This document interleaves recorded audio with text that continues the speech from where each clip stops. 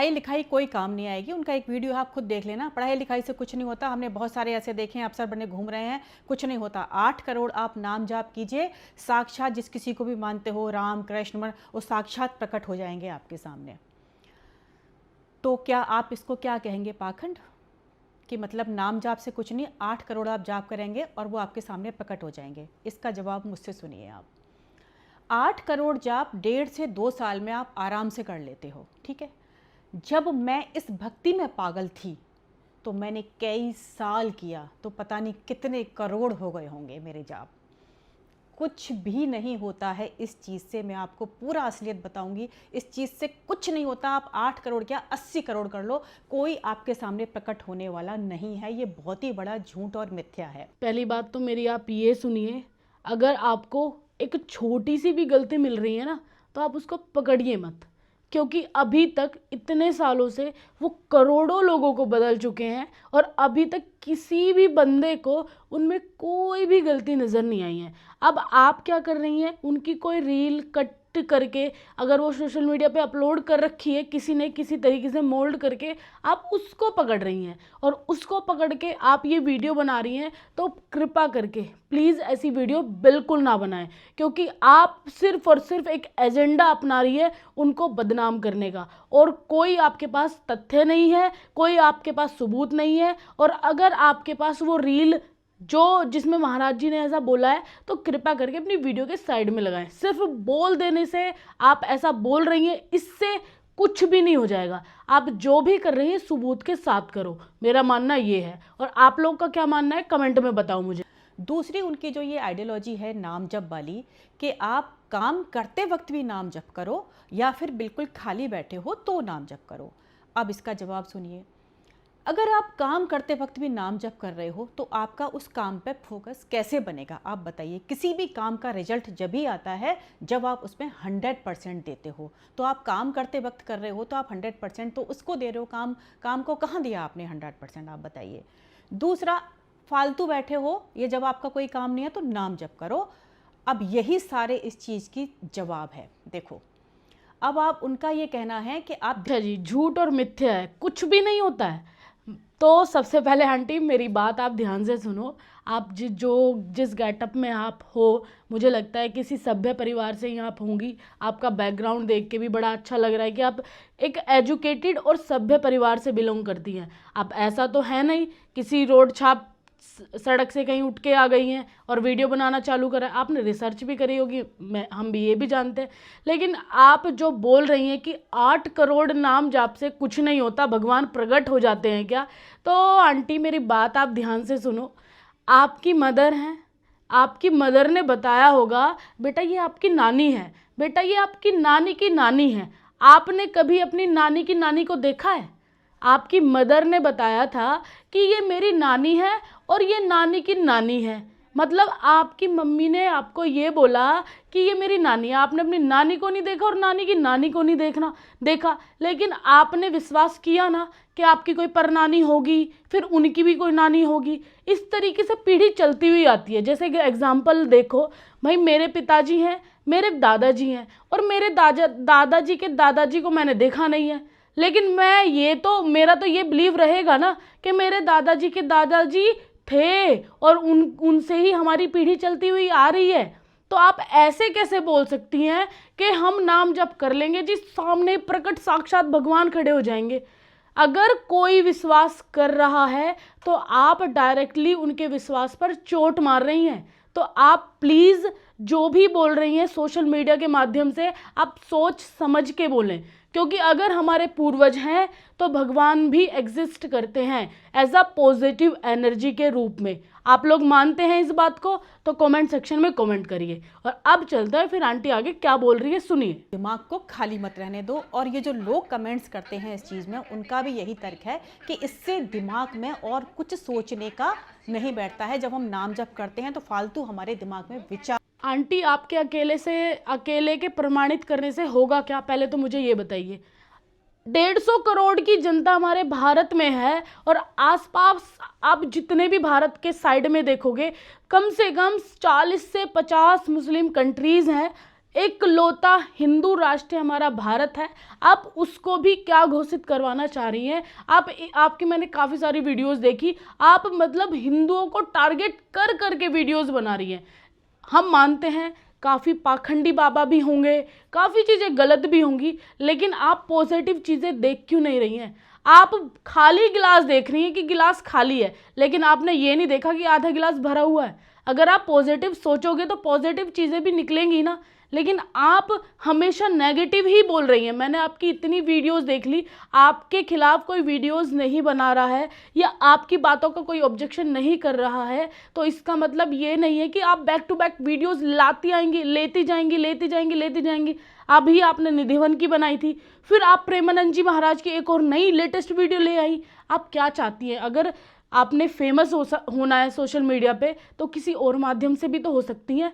आप पाखंडी बाबाओं को उठाइए ना, आसाराम बाबा थे अब, और जो जेल गए थे वो पाखंडी हैं, उनका नाम उठाइए। आप प्रेमानंद जी महाराज का नाम क्यों उठा रही हैं और बार बार उन्हें टारगेट करके क्यों वीडियो बना रही हैं? और जो पाखंडी बाबा हैं स्पेशली उनका नाम लीजिए ना। आप ऐसे डायरेक्टली कोई एक छोटा सा कोई मान लो, हम तो देखो पूज्य महाराज जी को हमेशा मानते हैं और मानते रहेंगे, चाहे आप अंधभक्त बोल लो, चाहे आप कुछ भी बोल लो। उनकी अगर आप इतनी सी गलती पकड़ोगे और उस गलती को पकड़ के आप वीडियो, हालांकि उनमें कोई गलती नहीं है, लेकिन आप गलती पकड़ के अपने दिमाग से चीज़ें क्रिएट करके सोशल मीडिया को प्रेजेंट करोगी, तो आंटी वो अच्छी बात नहीं है। आप समझ लीजिए इस बात को। विचार नहीं आते, बस यही ट्रैप है आपका। अब आप समझिए, विचार नहीं आते, विचार नहीं आना, आपको विचार शून्य करना ही तो मकसद है इन लोगों का। आपको ये बात कैसे समझ में नहीं आ रही है?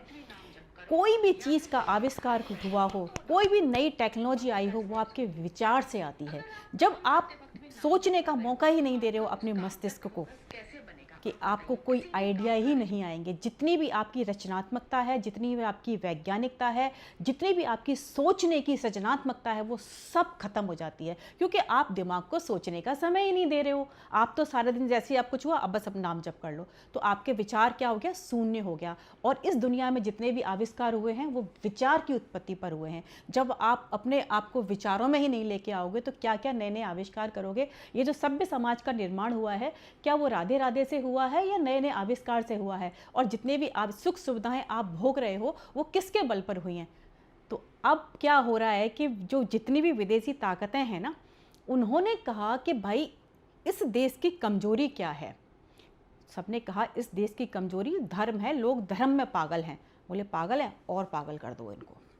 बस ये इसी में लगे रहें और कुछ ना सोचें, और हम सारा कुछ सोचकर नए नए आविष्कार करके फिर इन्हीं के ऊपर उनको थोपें और धीरे धीरे इनको ऐसा गुलाम बना लें कि बस ये हमारे ऊपर ही निर्भर हो जाएं। तो ये सबसे बड़ा ट्रैप। अरे आंटी, आप थोड़ा सा दिमाग लगाओ और दिमाग लगा के सोचो। आप बोल रही हैं कि नाम जप करने से उनकी आइडियोलॉजी ख़त्म हो जाएगी, उनका मानसिक संतुलन ख़त्म हो जाएगा। आप एक चीज़ मुझे बताइए कि अगर नाम जप करने से ही सारी चीज़ें ख़त्म हो जाती, तो बॉलीवुड में इतने गंदे गंदे गाने बन रहे हैं, बॉलीवुड में इतनी गंदी पिक्चर्स बन रही है, पोर्न चल रही है, लोग सारी चीज़ें देख रहे हैं, क्या उनको देख के मानसिकता नहीं खराब हो रही है? क्या उनको देख के मानसिकता में प्रभाव नहीं पड़ रहा है? आंटी, आप थोड़ा सा अपना इसका यूज़ कीजिए। आप डायरेक्टली वायरल होने के लिए ये सब चीज़ें कर रही हैं, तो प्लीज़ बंद कर दीजिए। हम जिस तरीके से जी रहे हैं, अगर हमें नाम जप करना है, हमें सकारात्मक सोचना है, तो हमें सोचने दीजिए। आप क्या कर रही हैं? नए नए आविष्कार हुए हैं, चलो जी हमने मान लिया नए आविष्कार हुए हैं, अभी आप अगर मुद्दे पे बात करना चाहती हैं, आप सरकारों से क्यों नहीं लड़ती? हमारे एजुकेशन सिस्टम पे काम करें। एजुकेशन, अगर हर एक प्रति व्यक्ति एजुकेट होगा तो गलत ट्रैपों में पड़ेगा ही नहीं, गलत बाबाओं के संगत में जाएगा ही नहीं, और जब उस संगत में जाएगा नहीं तो पढ़ लिख के कामयाब इंसान बनेगा, और कामयाब इंसान बनेगा तो कुछ तरक्की भी कर पाएगा। लेकिन आपने क्या पकड़ लिया? आपने पकड़ लिया है प्रेमानंद जी महाराज को, और आप चाहती हैं कि उनके थ्रू मैं वायरल हो जाऊं, क्योंकि आपको पूरे भारत में और मुद्दे तो आपके लिए खत्म हो गए हैं। जैसे अभी आप न्यूज़ देखिए आंटी, जाकर के रोड पे लोग एक दूसरे को काट दे रहे हैं। अभी मैंने कुछ दिन पहले की एक न्यूज़ देखी थी, बीच सड़क में लड़ाई होने के कारण उसने एक का गला काट दिया, और गला काट के रोड पे ही गला फेंक रखा था। ऐसी बहुत सारी न्यूज़ आप देख रही होंगी, है ना। हनीमून पे गए तो अपने अपने बॉयफ्रेंड के साथ मिलकर के अपने हस्बैंड को मार दिया।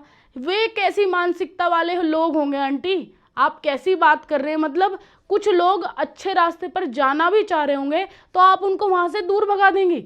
आप सोच सकती हैं कि आपकी वीडियोस पर व्यूज़ आ रहे हैं और कुछ लोग ऐसे होंगे कि आपकी बातों से इन्फ्लुएंस हो जाएंगे और वो सही चीज़ें भी छोड़ देंगे। वो गलत चीज़ें चलो मान लो नहीं कर रहे हैं, वो कुछ सोच भी नहीं पा रहे, वो शून्य हो गए हैं, वो किसी चीज़ का आविष्कार नहीं कर रहे। हमने आपकी बात ही बड़ी रख दी कि नाम जप के कारण हमारा दिमाग बिल्कुल शून्य हो जा रहा है और हम किसी आविष्कार के बारे में सोच ही नहीं पा रहे।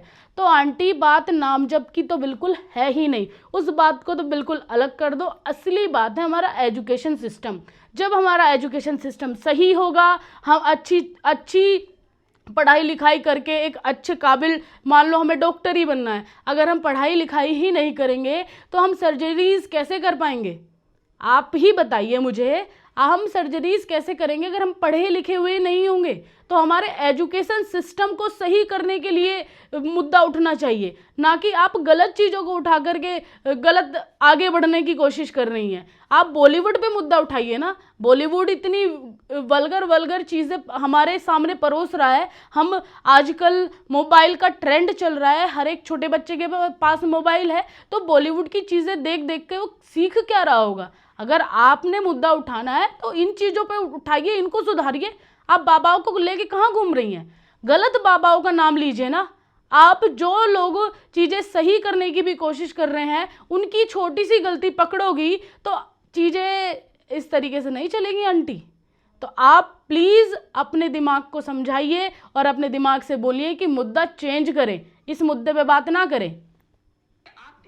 सारी सेलिब्रिटी हों चाहे वो नेता अभिनेता, सब लगे हुए हैं इस ट्रैप में और सब एक पीआर कैंपेन के तहत चल रहा है कि इस देश को कैसे कमज़ोर किया जाए। तो इस देश के लोगों को धर्म में ऐसा फंसा दो कि और इनके विचार कुछ शून्य हो जाएं। और ये सबसे बड़ी आइडियोलॉजी, जो मैं इसको बहुत ख़राब मानती हूँ, खासकर युवाओं के लिए आइडियोलॉजी बहुत ही बेकार है। जब आपको सोचने का ही मौका नहीं मिलेगा तो आप क्या सुख सुविधाओं के लिए, क्या नए नए आविष्कार के लिए काम करोगे? और ये जो आज आप बोल रही हैं कि नए नए आविष्कार हुए हैं, हम मान रहे हैं नए नए आविष्कार हुए हैं। आविष्कार आंटी इस फ़ोन का भी हुआ है और इस फ़ोन के दो यूज़ हैं, या तो इसको अच्छे काम में यूज़ करो या इसको बुरे काम में यूज़ करो। बहुत सारे क्रिएटर्स हैं इससे वीडियोस बना के पैसा कमा रहे हैं, लेकिन बहुत सारे लोग खाली रील स्क्रॉल कर रहे हैं और अपना टाइम वेस्ट कर रहे हैं। तो जिन लोगों ने समझा उसका अच्छा इस्तेमाल हो रहा है और जिन लोगों ने नहीं समझा वो रील स्क्रॉल कर रहा है, अपना टाइम वेस्ट कर रहा है। तो लोगों की मेंटलिटी है ना, आप सुधारने थोड़ी चलेंगी, और सुधारने जाओगी तो अच्छे मुद्दे पकड़ो ना, ऐसे सूक्ष्म मुद्दे पकड़ ही क्यों रही हैं आप? बात कर रहे हैं और सारी सुख सुविधाएं ये लोग भोगते हैं। तो इस आइडियोलॉजी में मैं बिल्कुल भी इसको सही नहीं मानती हूँ। ये देश को पीछे धकेलने का काम है और ये देश को निकम्मेपन की ओर धकेलने का काम है। आपकी रचनात्मकता को शून्य करने का काम है ये इसलिए मैं इस आइडियोलॉजी को सही नहीं मानती। दूसरी बात अब आप सुनिए, जो वृंदावन धाम की जो महिमा ये कहते हैं कि वृंदावन धाम के प्रति पूर्ण निष्ठा होनी चाहिए, अगर वो निष्ठा आपकी टूट गई तो आपके जो राधा कृष्ण हैं वो आपके प्रति समर्पित नहीं है, इसका मतलब आप उनके प्रति। अब इसका जवाब सुनिए आप मेरे से। सबसे पहले तो जिस धाम को ये इतना अनुपम और अलौकिक मानते हैं, उस धाम की स्थिति आज क्या है सबको पता है। चाहे वो गंदगी हो, चाहे भ्रष्टाचार हो, चाहे लूट हो, सब वहाँ पर पूरा अड्डे जमाए हुए बैठे हैं। तो कैसे तो वो धाम हो गया। चलो आंटी, मान लिया कि सारी पीआर टीम लगी हुई है, बॉलीवुड पूरा लगा हुआ है, सेलिब्रिटी पूरे लगे हुए हैं, यहाँ तक कि राजनेता भी पूरे लगे हुए हैं। आप तो नहीं हो इस ट्रैप में। आपने कौन सी चीज़ का आविष्कार कर लिया, वो एक बार चीज़ स्क्रीन पे दिखा दो लोगों को। खाली वीडियो कहने से और बोलने से नहीं होगा, सामने ऑडियंस को प्रूफ दिखाना होगा, तब आपकी लोग बात पे विश्वास करेंगे, ऐसे विश्वास नहीं करेंगे। दूसरी बात एक इन्होंने एक वीडियो में कहा था कि कुछ भी हो जाए वृंदावन से बाहर नहीं जाना है। एक कोई संत थे सेवा कुंज में, जिन्होंने 50 पता नहीं कितने साल तक यहाँ सेवा की, और वो बीमार हो गए तो उनका भक्त उनको बाहर लेके गया, दिल्ली में ले गया उनका ऑपरेशन कराने के लिए। उनके इतने सालों की सारी तपस्या खराब हो गई। तो मतलब सारी तपस्या खराब हो गई, मतलब इलाज के लिए भी बाहर नहीं जाना है। तो अब इस पर मेरा सवाल उनसे ये है कि आपका जो किडनी का इलाज चलता है, आप जो दवाइयाँ लेते हो, आप जो इंजेक्शन लगवाते हो, जो आपकी डायलिसिस होती है, वो सब वृंदावन में बनती हैं क्या? दवाइयाँ भी वृंदावन में बनती हैं, डायलिसिस की मशीनें भी वृंदावन में बनती हैं, जो डॉक्टर आपका इलाज कर रहे हैं वो भी शायद वृंदावन से पढ़े हुए हैं। ये क्या मतलब बात हो गई? अगर वृंदावन धाम की इतनी ही महिमा है तो आप कोई भी इलाज बाहर वाला मत करवाइए, केवल वहीं के रज और पानी से अपना इलाज करके बताइए। तो अब इसको आप क्या कहोगे? पाखंड नहीं कहोगे, अंधविश्वास नहीं कहो तो क्या कहोगे? कि अगर कोई इलाज कराने के लिए भी वृंदावन धाम से बाहर जाने का मतलब है आपने वृंदावन की निष्ठा को खत्म कर दिया। ये मेरा जवाब है उनका। तीसरा पॉइंट, आज ये एक आईपीएस हैं सहाय जी, किशन सहाय जी, उन्होंने एक पॉडकास्ट। चलो, आंटी ने कहा कि वृंदावन धाम में हर सारे लोग लूट का अड्डा बना करके बैठे हैं। चलो, हमने मान ली, श्रीधाम वृंदावन हो या किसी भी धार्मिक स्थल पे हो, सबसे पहली बात आंटी, श्रीधाम वृंदावन में ही अकेले लूट का अड्डा नहीं है। सभी धामों में ऐसे कुछ गलत लोग रहते हैं जो गलत कार्य करके अपना पैसा कमा रहे हैं।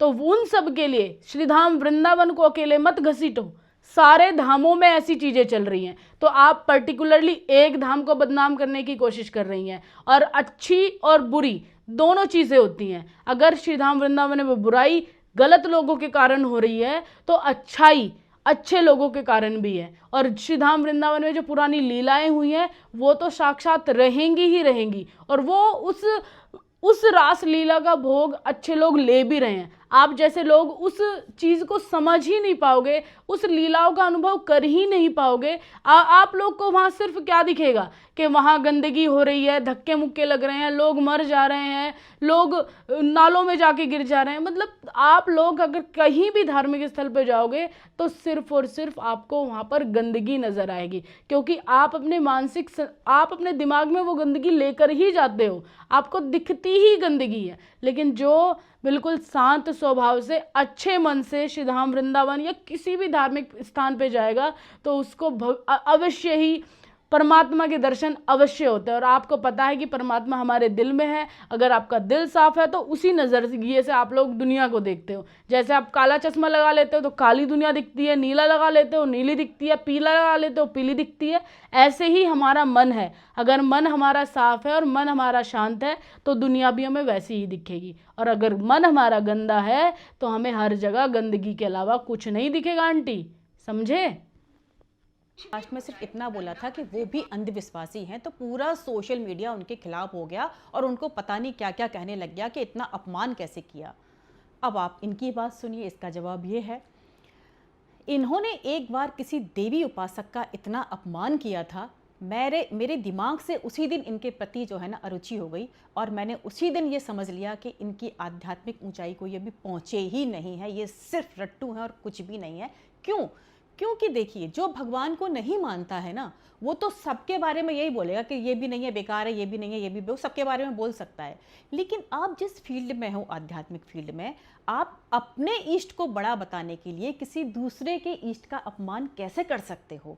इन्होंने कहा था कि उनकी देवी हमारी राधा जी के महल में झाड़ू लगाने के लायक भी नहीं है, उनकी इतनी औकात भी नहीं है कि वो श्री जी के महल में सीढ़ियों में झाड़ू भी लगाएं। एक संत किसी के इष्ट का ऐसा कैसे अपमान कर सकता है? उसके बाद ये प्रदीप मिश्रा पर भी कोई बात हुई थी, तब भी इतनी बुरी तरीके से गरज के ये बोले थे, तो मैंने तो तभी समझ लिया था कि ये मेरा जवाब है उनका। तो आंटी, इसमें आप मेरा भी जवाब सुन लो। उन्होंने कहा है कि वो वृंदावन धाम छोड़ के बाहर नहीं जा सकते। उन्होंने ऐसा कोई बयान तो कभी भी नहीं दिया कि वृंदावन से बाहर से कोई सामान आएगा तो मैं उसको उपयोग में नहीं लूँगा, मैं वृंदावन के बाहर से कोई सामान आ रहा तो मैं उसको नहीं खाऊंगा। आप उल्टा तर्क क्यों दे रही हैं आंटी?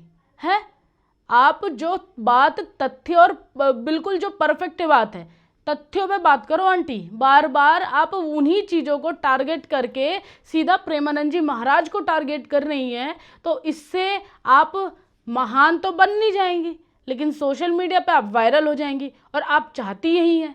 तो आप प्लीज़ बार बार मेरा आपसे अनुरोध है, बार बार प्रेमानंद जी महाराज को टारगेट ना करें, वरना मेरे जैसे और भी कई भक्त खड़े हो जाएंगे आपके खिलाफ FIR दर्ज करने के लिए, या आपके खिलाफ कुछ बोलने के लिए। तो प्लीज़ सभ्य तरीके से हाथ जोड़ के विनम्र निवेदन है आपसे, आप गलत बाबाओं के बारे में मुद्दा उठाइए, गलत जो हैं एक्चुअल में उनका नाम लीजिए। आप सीधा सीधा पाखंड बता रही हैं, सीधा सीधा उन्हें गलत ठहरा रही हैं, तो बहुत गलत हो जाएगा।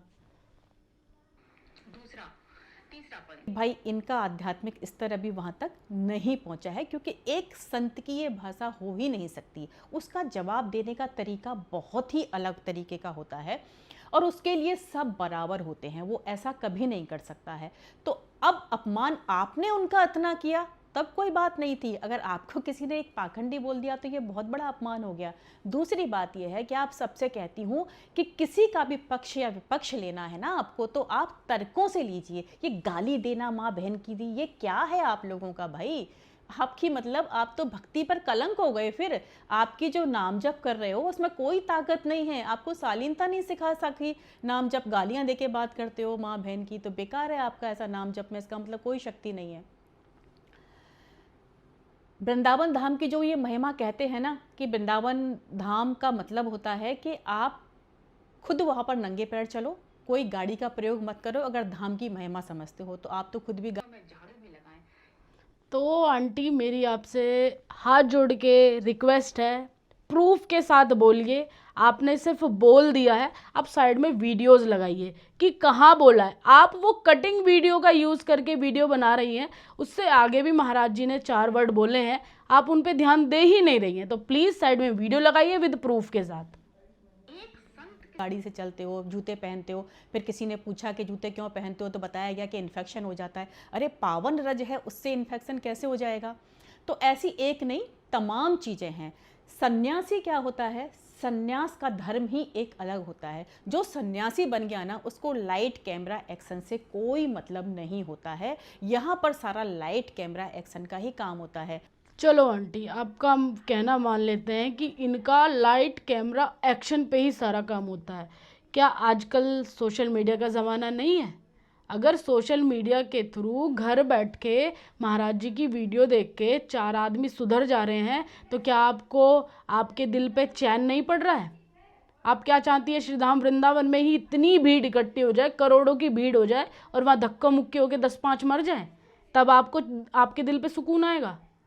आप क्या चाहती क्या हैं, पहले मुझे ये बताइए। अगर सोशल मीडिया का इस टाइम है तो समय के अनुसार परिवर्तन हमें लाना पड़ेगा। अगर आप चाह रही हैं कि 90s की तरह अभी भी सेम चीज़ें हों, तो जेनजीज इस बात को मानेंगे नहीं, क्योंकि नई जनरेशन है और नई तरीके से सोचती है। और आप सोच रही हैं कि पुराने टाइम पे जिस तरीके से साधु महाराज सब पहाड़ों में जा कर के रहते थे और वहीं जाके सिर्फ अपना उद्धार करते थे और अपने परमात्मा से वो लीन हो जाया करते थे, आप ये चाहती हैं कि प्रेमानंद जी महाराज भी कहीं पहाड़ों पे जाके संन्यास ले और वहीं बैठ के और अपना ही उद्धार करे।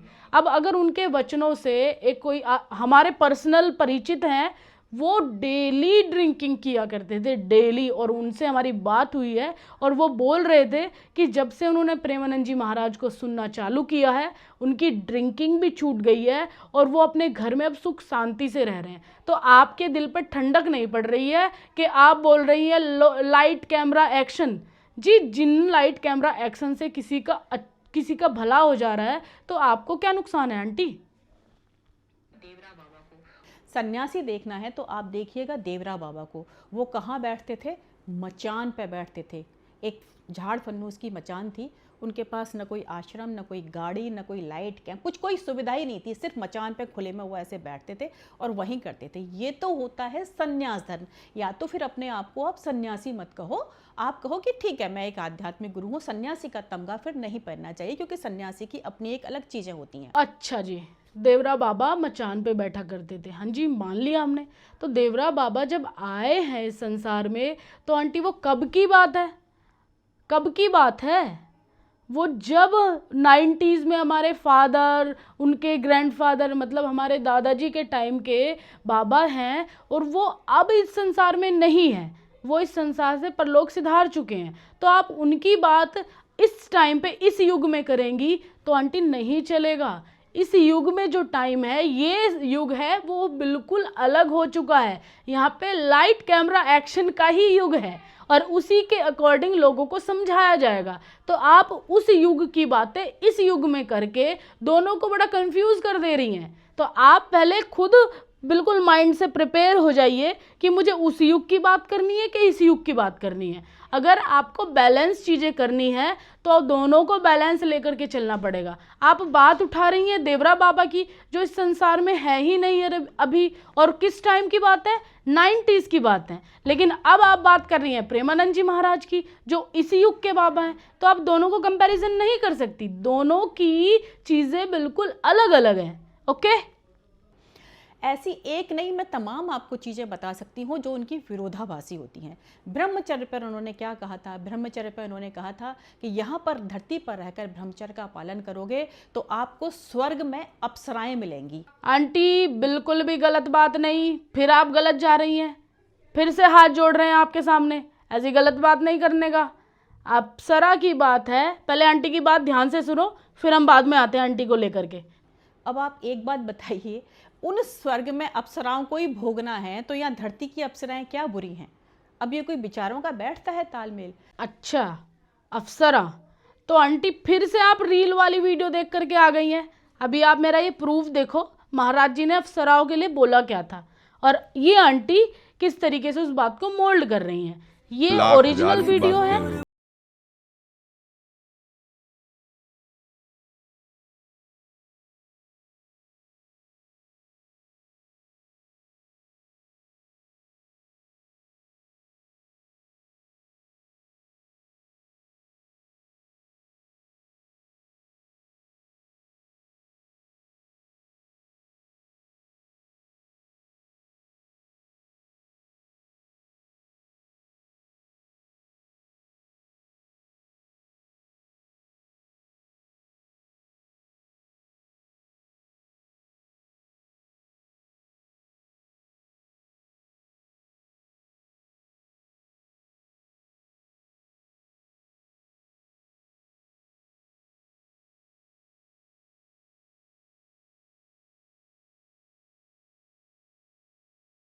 मीडिया पर जो धर्म है ना, वो सब स्टॉल लगाकर बैठे हुए हैं और सब अपना अपना धर्म बेच रहे हैं। इसलिए आप किसी को ये बात नहीं कह सकते कि तुमको ये बोलने का अधिकार किसने दिया, उनके बारे में तुमको बोलने का अधिकार किसने दिया।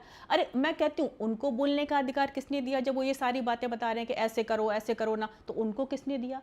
तो ये तो भैया धर्म की स्टॉल है, सब अपना अपना बेच रहे हैं। अब आपका दिमाग ये है कि आपको खरीदना क्या है। यहाँ सब दुकानदार हैं एक से एक। हाँ जी आंटी, सब अपना अपना बेच रहे हैं, लेकिन आप गलत लोगों के बारे में बोलो ना। जो बाबा गलत है उनका सामने से वीडियो बना करके डालो। आप अच्छे लोगों को इस चीज़ में घसीटोगी, उनकी एक एक पॉइंट जो कि किसी ने कट करके अपलोड कर रखी है वो बीच में लाओगी, तो वो नहीं चलेगा आंटी। अब एक चीज़ मैं आपसे ज़रूर कहूँगी, एक मेरे बंधु थे, उन्होंने 3-4 बंधु हैं जिन्होंने इस तरीके से कमेंट किए कि मैडम ये अब जो राधे राधे है ना, एक गैंग बन चुका है, क्योंकि जब भी कोई ऐसी बात आती है पूरा गैंग गाली गलौज के साथ टूट पड़ता है। भाई आप अपने आप को गैंग क्यों घोषित करवा रहे हो इस तरीके से कह के? और सबसे बड़ी बात यह है कि जो इंसान किसी भी चीज़ को, सच को सुनने आपकी बात को थोड़ा सा काटने के लिए खेद है, तो अभी मैं आपको एक और एग्जाम्पल दे दूँ। आपने गौतम बुद्ध के बारे में तो सुना होगा ना आंटी, वो घर छोड़ करके चले गए थे, सन्यासी बन गए थे, और सन्यास धारण करने के बाद भी उन्होंने बहुत लोगों को अच्छी अच्छी बातें सिखाई थी। भूल गई आंटी आप?